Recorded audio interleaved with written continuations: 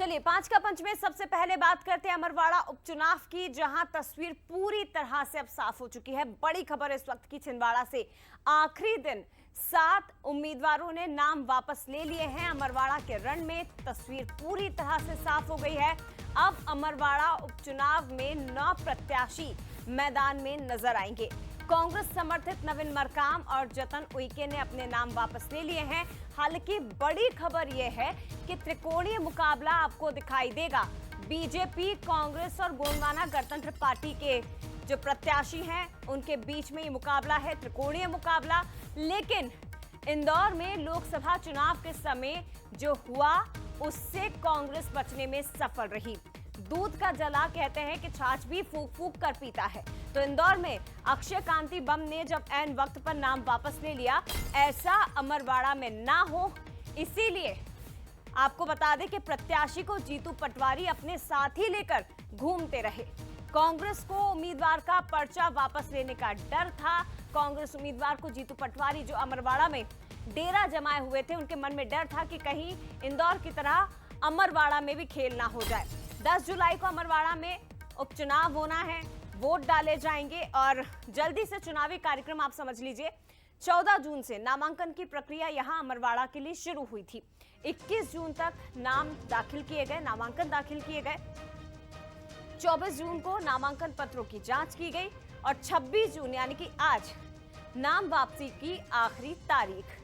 10 जुलाई को यहां वोट डाले जाएंगे और 13 जुलाई को तस्वीर साफ होगी कि अमरवाड़ा जो कांग्रेस की सीट थी, कांग्रेस के विधायक यहां से थे, बाद में बीजेपी में शामिल हुए कमलेश शाह, अब किसकी झोली में ये सीट जाती है। किन किन के बीच मुकाबला है वो भी जल्दी से आपको बता देते हैं।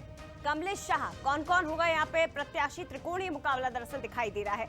कमलेश शाह बीजेपी की ओर से प्रत्याशी, इन्हीं के बीजेपी में आने से सीट खाली हुई है। और धीरज शाह इमनाती कांग्रेस की ओर से प्रत्याशी हैं। ये देखिए, आंचल कुंड से ये इनका ताल्लुक है। कांग्रेस की ओर से एक बड़ा दाव खेलने का प्रयास यहां पर इन्हें प्रत्याशी के रूप में खड़ा करके की गई है।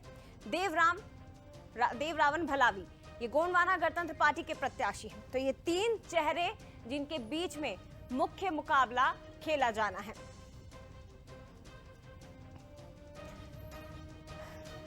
सीधे रुक करते हैं, हमारे साथ छिंदवाड़ा से वरिष्ठ सहयोगी अमित द्विवेदी इस वक्त लाइव जुड़ गया है।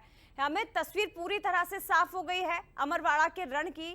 3 प्रत्याशी चुनावी मैदान में, त्रिकोणीय मुकाबला यहां पर दिखाई देगा।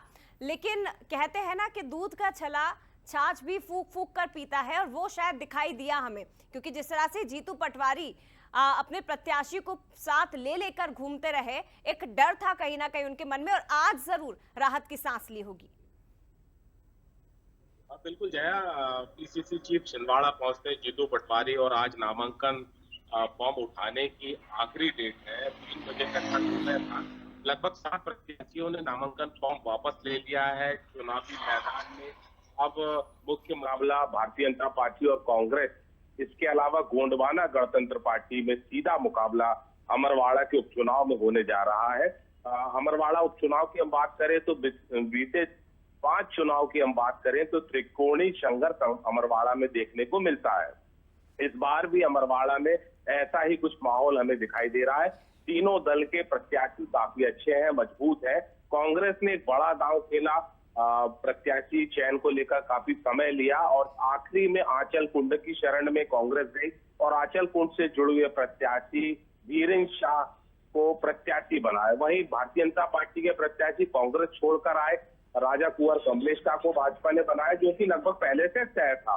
और गोंडवाना गणतंत्र पार्टी से 2 बार लगातार चुनाव, एक बार विधानसभा और एक बार लोकसभा चुनाव लड़ने वाले देवरावण भलावी लड़ रहे हैं। तीनों के बीच में एक बड़ी कांटे की टक्कर हमको यहाँ पर देखने को मिल रही है। आज 7 प्रत्याशियों ने नाम अपने वापस लिए हैं।